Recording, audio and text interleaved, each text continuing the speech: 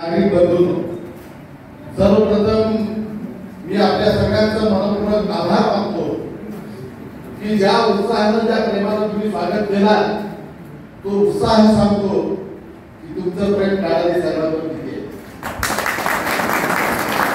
तर राजकारणामध्ये अनेक वर्ष काम करतो.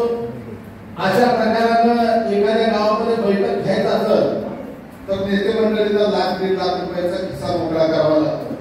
इतर कुणीही कुणाला एक कप चहा पाजला नाही, पण तरी देखील मोठ्या संख्येनं मोठ्या प्रेमानं या गावातील नागरिक बंधू भगिनी आपल्या स्वागतासाठी मोठ्या संख्येने उपस्थित आहेत.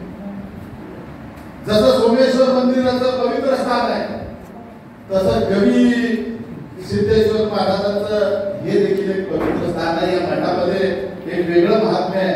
त्याचे एक मोठा भक्तगण या परिसरामध्ये साहेब ज्या प्रेमानं लोकांनी स्वागत केलं, सत्कार केला, भला मोठा हार तो पुष्पहार बघितला, अभिमानानं छाती फुलून आली.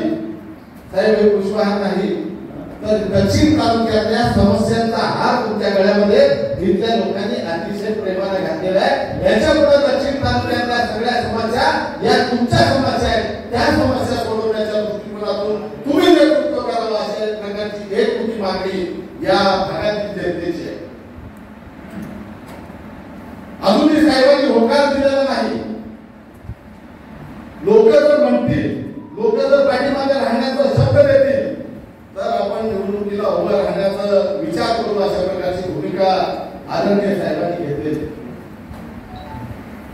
अनेक वर्षापासून हा दक्षिण तालुका विकासापासून वंचित राहिलेला आहे.